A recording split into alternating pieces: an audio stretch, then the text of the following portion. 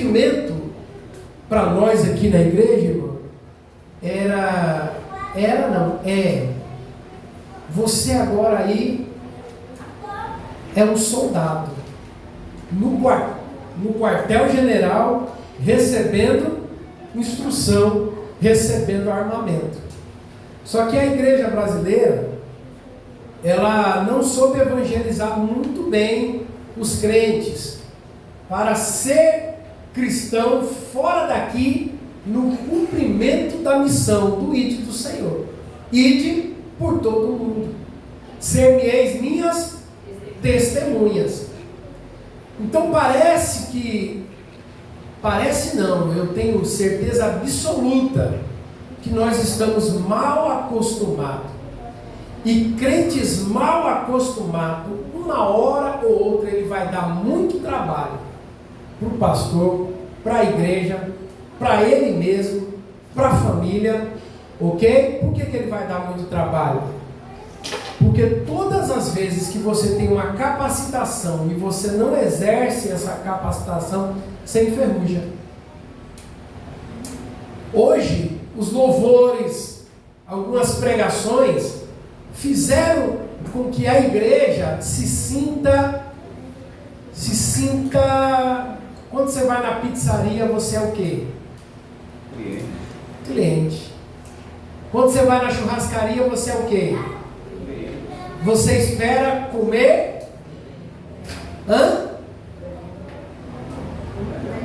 Me ajude, escola bíblica, viu, irmãos? Agora, bem? Você espera comer o? Se você for na churrascaria e o churrasco não estiver legal, você sai reclamando, sabe? Se a pizza não estiver bacana, por quê? Porque você é um cliente. E as pizzarias, churrascaria, enfim, outros lugares que querem agradar o cliente, para que o cliente gaste o seu dinheiro ali, ele vai tentar te atrair com propagandas, artistas, dizendo que comeram lá, que lá é o melhor lugar, e você vai vir na expectativa de saborear uma boa comida. Aí quando você comeu gostoso, você vai pagar satisfeito. Mas se tiver ruim, você vai pagar na marra. Porque já comeu, mas não estava bom. E hoje muitos estão agindo assim na igreja. Culpa das ovelhas? A maior parte não. Culpa da liderança, que não treina o povo para entender que se o culto foi ruim, de certa forma você participou disso. Talvez não orando em casa, talvez vindo cheio de Rede Globo para a igreja, cheio de novela, de Netflix, de pensamentos, de derrota, dependendo daquilo que você comeu na sua casa.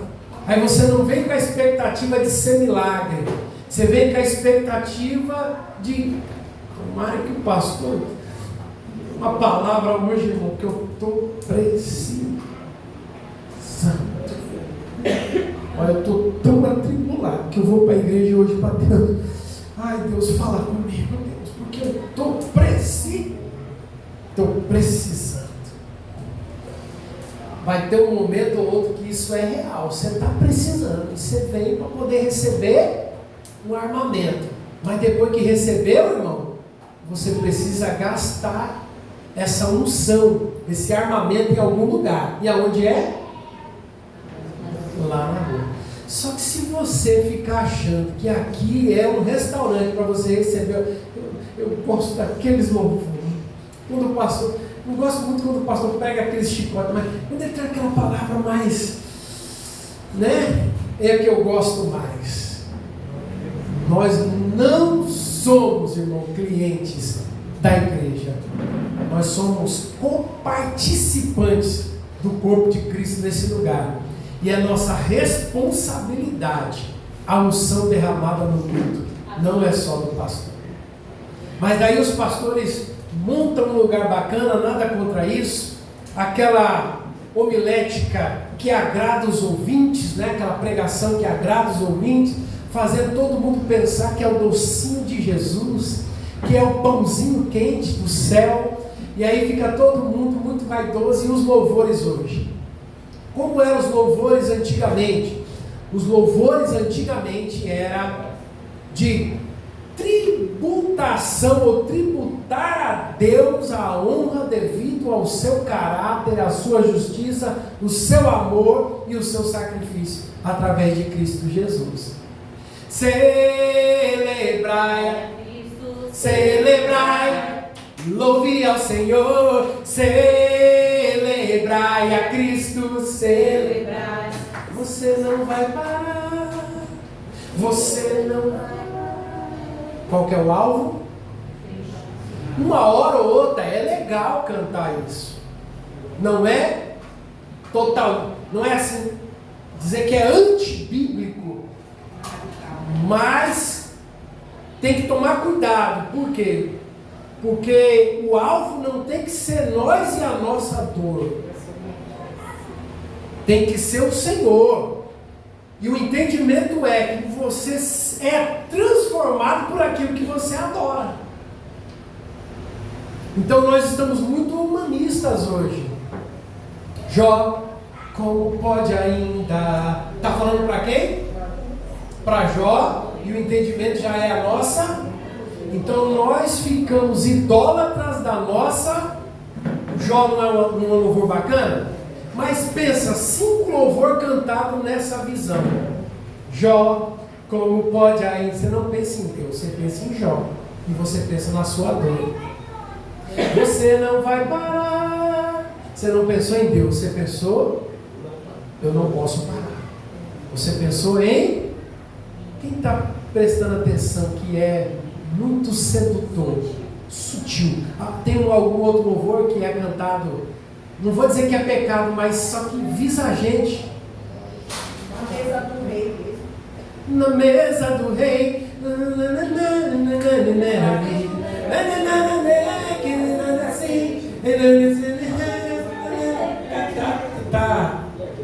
Tá na internet isso aí, cara? Tá no... Salva não, viu? Sabor de mel. Sabor de mel está no topo para mim. Tem sabor de mel, tem sabor de mel. Hoje tem sabor de mel. A tua vitória tem sabor de mel. Hã? Quem te viu chorando? Mas o que acontece? Às vezes o louvor está acontecendo aqui e o pastor está aí adorando a Deus e o Espírito Santo fala: vocês cantaram muito hoje, eu preciso, sabe, ter uma sequência de estudos com o Ministério do Louvor. Aí o Espírito Santo fala ao coração do pastor: o povo está cantando bem hoje, bonito, né? Bacana. E aí vem uma tristeza em mim. Por quê? Porque apesar de ser louvores bonitos, bacana, que uma hora ou outra a gente pode cantar, né? Mas o foco principal é a adoração a Deus. Então nós entramos nesse período, e você pode perceber também que tinha um período onde cantava louvor de celebração, a igreja era mais alegre. Hoje é muito louvor que a gente chama de adoração, de quebrantamento. O povo está muito melancólico, muito, né? O nosso general é Cristo. O entendimento que a igreja tinha: eita! O nosso general é Cristo. Seguimos os teus passos, nenhum inimigo nos resistirá. E aí o povo quer negócio de marchar. E hoje, irmão, aquela coisa mais melancólica. Aí os irmãos mais melancólicos, mais fraquinhos, né? Então perdeu aquela celebração que espantava a depressão, que espantava todo tipo de capeta, de mal, e a gente está muito... A sofrência gosta. A sofrência gosta, sabe? Não é que é pecado, mas demais, a mente associa àquela melancolia, aquela coisa, né? O equilíbrio. O equilíbrio. Mas cada louvor, você tem que preparar ele, né? Por isso que eu ainda vou chegar ao período de ficar um pouco mais exigente, né? Por exemplo, o Ministério de Louvor não participou do estudo, não vai cantar. Estou chegando lá, amém? Diga para 8 pessoas, estou chegando lá. O pastor está chegando lá. Porque não faz sentido, concorda comigo? Ministério de Louvor não recebeu essa palavra e depois está cantando. Ministros, obreiros, não vem no culto de ensino e depois é obreiro, mas é no culto de ensino. Então, vai chegar um momento onde o pastor vai apertar a corda. E aí, meu irmão? Moro longe, o Marcelo também mora longe. Às vezes o bichinho liga para mim: ô pastor, eu estou aqui na Praia do Forte, queria estar no culto, não vou poder ir. Né? Então, vai chegar um momento da gente apertar isso. Não salva isso aqui depois, não, viu, padre? Deixa aí, mas depois não salva, não. Aleluia. E Deus abençoe quem estiver na internet em nome de Jesus. Mas a gente precisa, irmão, entender o que o Espírito Santo. Sabe quando o Ministério de Louvor, os irmãos vão preparar uma oportunidade, tem que ter uma funcionalidade, uma finalidade. Tem que ser equipar o povo, preparar o povo na adoração para glorificar a Deus e a gente sair daqui incendiado. Não tem aquelas fotinhas que a gente vê, né? O crente vindo para o culto de oração é o gatinho. Aí quando sai do culto de oração é o leão, né? Tá vindo para o culto de oração, tá normal. Tá saindo do culto de oração, tá incendiado. Então isso nós precisamos ter na nossa vida. Agora nós temos um monte de crente que tem vergonha de orar pelos seus patrões, um monte de crente que tem vergonha de orar na rua, um monte de crente que tem vergonha e timidez de orar por um vizinho, um monte de crente que tem vergonha de... Se o Espírito Santo der uma revelação, vai lá e manda dizer que eu amo aquela pessoa. Aí o crente, que vergonha. Mas como que você vai ter vergonha se o maior amor do mundo te encontrou e te resgatou e você foi impactado pela glória de Deus? Aonde você vai ter vergonha de atravessar a rua para dizer: assim manda o Senhor te dizer, volta para a casa dele? Aí o Espírito Santo vai falar ao seu coração, né? Como você pode ter vergonha se o maior amor do mundo, o escandaloso amor da cruz, entende o que é ser cristão, irmão? O amor mais escandaloso me salvou. O que me separará do amor de Deus que está em Cristo Jesus? Eu estou empolgado, deixa eu voltar para cá, senão vai ficar o estudo para outra terça-feira. Eu sou muito bom em fazer isso, né? Então nós lemos alguns versículos falando a respeito de missões. E uma coisa que o pastor entendeu muito cedo na minha vida, muito cedo, sobre ser um missionário na minha própria cidade. Eu me lembro de uma vez que eu cheguei no Banco do Brasil, lá da minha cidade, e quando eu entrei assim naquela parte onde estão os caixas, né, para sacar dinheiro, para depositar, tinha um rapaz chamado Douglas que estudava comigo, tinha uma outra moça lá, me esqueci o nome, que estudava comigo, tinha um monte de gente, todo mundo preocupado ali. Eu sei que quando eu coloquei o pé, eu vi o Douglas, eu fiz todo mundo ouvir do amor de Jesus brincando. Douglas, cheio do Espírito Santo, você é Douglas, e quem dirá então a fulana? E já fui brincando. Eu sei que uns olhavam para mim assim: o que é esse cara falando alto? Porque você sempre chega naquele ambiente ali falando baixo, né? Sei que eu brinquei com o Douglas falando do amor de Jesus, já peguei de gatilho a irmã. Sei que todo mundo que estava ali recebeu uma palavra da parte de Jesus. Brincando. E fui entrando, irmão. Foi o quê? 30 segundos. Mas todo mundo, porque eu tinha isso muito ativado. Naquela época do CD, né? Eu comprava aquele... Tinha de 50 e tinha de 100, né? Aquela... Como é que fala? Mídias. Sei que era vários CD, né? Aí vinha um suportezinho assim e tal. Eu comprava aquilo lá, irmão. Eu aprendi a gravar. CD vídeo? CD vídeo. Aprendi a gravar. Eu gravava louvores, histórias bíblicas. E eu ia entregando na cidade no comércio. Um dia eu entreguei no cartório, com o pessoal lá que eu conhecia. Uns dias depois eu passo no cartório, tá lá eles ouvindo os louvores que eu coloquei, que eu entreguei para eles. Aí eles disseram: Renato, tem outros para você gravar? Isso aqui eu gosto demais, porque eu estou quase furando eles. Ó, aquele pessoal hoje lá que eu entreguei os louvores, todo mundo hoje é crente. Todo mundo é crente. Todo mundo é crente. É por causa disso? Eu não sei. Mas uma semente foi? Todo mundo é crente. Inclusive esse Douglas que eu estou falando, pensa num bicho torto.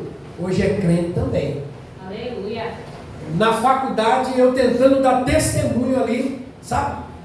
Vendo os professores marxistas falando ali coisas contra Deus e eu ali firme. Tive vários frutos na faculdade. Vários frutos na faculdade por testemunhar de Jesus. Fizeram uma festa de final de ano lá. Eu fui na festa. Todo mundo achou que eu não iria. Eu fui na festa. Enquanto estava comendo, eu mandando para dentro. Aí pediram para fazer uma oração, fiz uma oração. Aí, meu irmão, quando começou as meninas descer lá embaixo, eu falei: é por aqui. Fui e fui embora. Mas todo mundo disse: que bacana, o Renato veio, participou de tudo, brincou com o meu. Na hora que o funk ia pegar, ele foi embora. Tá certo, gostei. Então nós precisamos ter na nossa mente ativada missões em todo tempo. Mas existem alguns desafios nas missões, né? Em missões existem alguns desafios. Quem aqui gosta de funk? Louvor de funk? Pode dizer. Eu não gosto, né? Mas tem gente que gosta, sim ou não? Para mim, irmão, funk e nada é melhor nada. Entendeu? Mas com a mente missionária, eu preciso entender que tem gente que era desse meio, foi resgatado por Cristo, se tornou uma nova criatura, e ele gosta desse tipo de louvor, eles pregam e cantam esses negócios.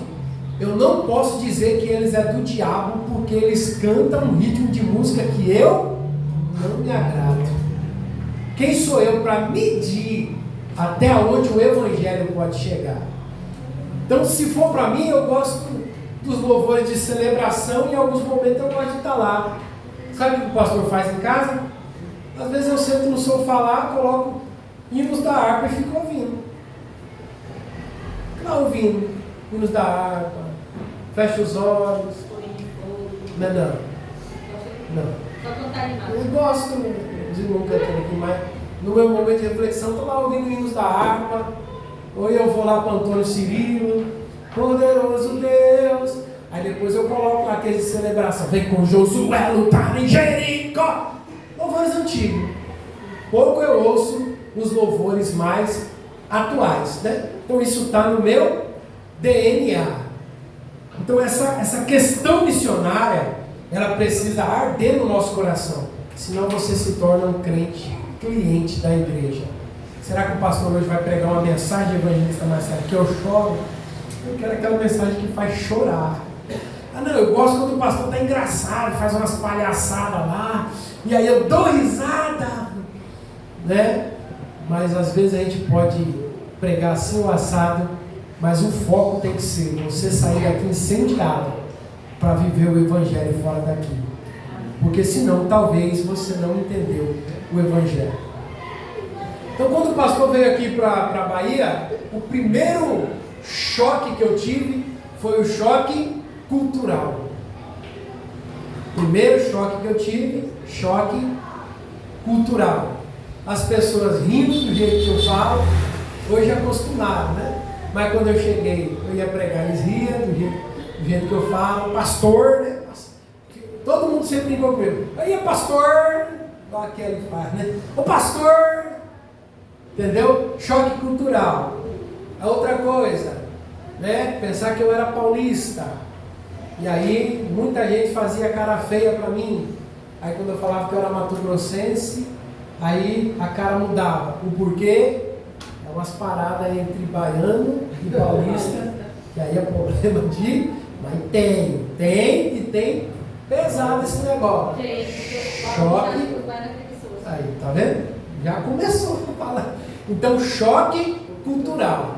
Tem lugares eu falando, pensando que eu era paulista, aí perguntava, você é paulista? Não, sou do Mato Grosso. Ah, você mudava na hora, na hora. Então, imagina isso multiplicado em outras nações, em outras situações. A outra coisa é a maneira de culto. Eu cheguei, conheci alguns pastores, um pastor, né, chamado Carlos Braga me apresentou outros pastores, aí pastor do Mato Grosso, aquela novidade, me chamava para pregar. Quando eu chegava lá no culto, né, só corinho de fogo, aquele negócio, e de repente o povo começava a rodar, e eu, o que eu faço aqui mesmo? Aí eu ficava olhando, vou mexer no pezinho assim, aí eu aprendi isso aqui, irmão. Né? Batendo o pé, e daqui a pouco, meu irmão, começava a rodar aquele negócio, e eu ficava lá, né? Meio que, glória a Deus, vamos lá, estou aqui. E o povo se quebrando aquele negócio e rodando, né? Aí no final, 20 minutos para pregar, né? 1h30 rodando e 20 minutos para pregar. Eu falei, caramba, eu não falo pouco, mas vou tentar ser ético aqui, né? Pregava uma palavra fervorosa ali. Então, um choque cultural muito grande. Com pouco eu fui criando a habilidade se aculturando. É isso, meu Deus? Aculturar. Uma palavra. Hã? Isso, obrigado. Né? Fui entendendo a cultura, fui me adaptando à cultura. Então hoje a gente já sabe entrar, sair, já sabe, né, algumas coisas da cultura. Mas nós precisamos entender as diferenças culturais, as estratégias e o conhecimento. Nós precisamos ter conhecimento. Tem crente que não sabe chegar nos outros para evangelizar. Eu também vim de uma cultura onde alguns eram muito na lata, né? Quando eu morava bem no interior mesmo, ali era aquele negócio, vai para o inferno ou vai para o céu? Você não é de Deus, você vai para o inferno. Você não é crente, entendeu? Então essa coisa meio radical, né? Você não é crente, você vai para o inferno, né? Crentinho que não vai para o céu, por quê? Que negócio é esse, usando calção, jogando bola? Então, essas coisas que às vezes não contribuem para a salvação, para o entendimento. Então precisa se ter conhecimento, estratégias e precisa entender da cultura. Uma vez eu e um rapaz de uma outra igreja, a gente começou a conversar com um amigo nosso que era testemunho de Jeová. E eu aqui sempre gostei dessa questão de evangelizar, com todas as palavras na mente, o jeito de chegar, de conversar com um amigo nosso, né? Mas o outro não permitia, ele era agressivo. É como se ele tivesse uma raiva no coração dele e ele queria jogar na cara do testemunho de Jeová, e ele estava bravo, e eu, meio novo na fé, mas por que ele está assim, né? Aí eu tentava acalmar e eu entendi, não adianta. Agora os dois já estão aflorados, nem o testemunho de Jeová vai me ouvir e nem o outro. Aí eu deixei, brigaram, no fim não virou nada. Então nesse campo de pólvora não adianta você entrar. Por quê? Porque não terá espaço para o conhecimento, para despertar o entendimento. Porque a todo momento, irmão, nós estamos lidando com a coisa mais importante, a vida eterna. Se alguém não conhece a Jesus, ela pode partir e para sempre morar no inferno. Então é muito sério essa questão de nós sabermos evangelizar. Eu estava vendo alguns testemunhos evangelísticos, aí o pastor bem velhinho contando algumas estratégias que ele tinha para evangelizar, no caso do testemunho de Jeová. O testemunho de Jeová é o seguinte: alguém já foi testemunho de Jeová aqui? Já frequentou? O testemunho de Jeová é o seguinte: ele tem a sua revista, a Sentinela. Ele quer entregar para você, mas ele não quer que você entregue nada para ele. O testemunho de Jeová, ele vai chegar e ele vai te abordar. Ele tem todas as técnicas de abordagem, inclusive de não deixar você falar. Só que se você for aquele também instruído na palavra e você for querer interrompê-lo, se você for bom de argumento, ele não vai insistir, ele vai dar um jeito de se sair. Mas se você já aceitou o estudo na casa deles, e aí você deu uma de bobinho e tal, e aceitou o estudo, aí eles marcaram o dia para ir fazer o estudo com você, chegando lá você mostra que tem conhecimento, e tenta pegar ele em alguma coisa, ele vai dizer, olha, isso aí eu não posso te responder, mas o ancião, vou marcar para o ancião vir aqui, e o ancião vai tirar todas as suas dúvidas. Por quê? Porque o conhecimento da testemunha de Jeová é limitado. Ele sabe aqueles pontos ao qual ele é bitolado. Ele sabe aqueles pontos, ele sabe muito bem. Mas o que acontece com o testemunho de Jeová que a maioria das pessoas não percebe? É que eles tentam impor para você que o argumento dele, e a Bíblia dele, e a revista dele é a verdade, e a sua Bíblia é deturpada. E o que acontece que o crente às vezes aceita essa imposição para não brigar, né? Para poder não entrar no debate, porque você quer ganhar ele para Jesus. Por isso o crente precisa aprender a conversar, porque uma coisa é brigar, a outra coisa é falar com firmeza de alguém que tem a certeza daquilo que vive. Então ele vai estar criticando a Bíblia, tá? Aí você vai perguntar para ele, mas o mesmo argumento que você está tendo, eu também tenho, de que a sua não é a verdade completa, porque eles têm muitos trechos da Bíblia, mas né, são deturpados a maioria, a sua não é a verdade e a minha é a verdade. E aí, você veio para o pé de igualdade no debate, porque eles fazem os crentes ficar só na defensiva, tentando se explicar, e se não soubesse explicar, se embananou e não consegue passar nenhum princípio. Então fica mais na defensiva e tentando explicar, defensiva e tentando explicar, e nunca avança, ok? Então nunca deixar com que ninguém desfaça da palavra de Deus. Por quê? Porque ela transformou a sua vida, e você está com a verdade absoluta. Quem veio aqui nos estudos, porque o cristianismo é a verdade, você vai lembrar que tem vários aspectos pelo qual nós temos a verdade de Deus na nossa mão. Então vai depender muito, você não vai conseguir evangelizar. Aí o pastor Cabecinha Branca dizendo, tentando evangelizar os testemunhos de Jeová, eles pegavam, né, o livro que o pastor dava ali, eles jogavam fora, eles não queriam ouvir. Aí o pastor teve uma estratégia, né? Ele pegou uma espécie de placa lá, e ele fez uns dizeres na frente e atrás, e ele entrava no meio daquela placa, né, tipo aquelas de propaganda antigamente, e ele colocou assim, né? O Amargedon, ele queria evangelizar testemunho de Jeová. Quando será o Amargedon? Aí ele colocou todas as datas que os testemunhos de Jeová disseram que seria o fim do mundo, e não foi, né? A primeira data foi em 1914, eles profetizaram. 1914 passou. A outra data, 1925, erraram novamente. 1941, erraram novamente. 1975, erraram novamente. E a última que eles profetizaram e deram errada, 2000. Então, se você pegar essas datas e mostrar para o testemunho de Jeová e disser para ele, foi qual dessas datas que foi o final do mundo mesmo? Não é que Jesus voltou não, porque Jesus é um anjo, tá? Espírito Santo é uma força, é Jeová, ok? E a outra coisa, Jeová vai queimar essa terra, fazer um paraíso aqui, e nós vamos morar aqui, e só os 144 mil que vai estar no céu com o Senhor. Então a gente vai morar aqui, e Deus lá com 144 mil que são puros, homens que não tocaram em mulher.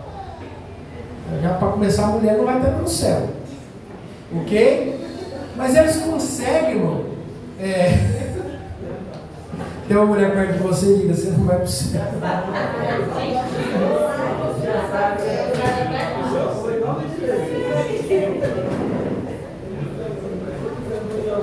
Só 144 mil ungidos. Só que é tudo texto fora de contexto. Texto fora de contexto. Mas eles conseguem trabalhar isso na mente das pessoas. E a Testemunha de Jeová é gigantesca, né? Tem no mundo todo. E até hoje se perpetua. E eu ouvi um debate, irmão, de um mestre, ancião da Testemunha de Jeová, e um pastor bíblico teólogo, irmão, saiu faísca. Embora você veja claramente que o pastor, ele tem mais argumento, mais conhecimento, mas, irmão, naquilo que eles não conseguem responder, eles fazem um emaranhado lá. E a outra coisa, irmão, é que hoje tudo vai para o grego. No grego diz isso. Não, no grego diz isso. Irmão, tadinho de nós, que não sabe nem falar português direito. Nós foi, nós vai, nós vem, nós pumo. Nós pulamos ali, ó. Nós pulamos ali. Ó, minha sogra. Nós pulamos ali, ó. Nós colocamos ali, né? Nós pulamos ali. Ele não sabe nem falar por. Imagina, irmão. Imagina. Porque mesmo que a gente não saiba falar o grego, a própria Bíblia, ela se explica. Porém, se você pensar, ó, o Senhor é o meu pastor e nada me faltará. Correto? No texto original eles dizem, o Senhor é o meu pastor e Ele não me falta. Então nada me faltará, dá a intenção de que nada vai me faltar. Só que, olha a mente do ser humano, a gente pensa que nada de bom vai me faltar.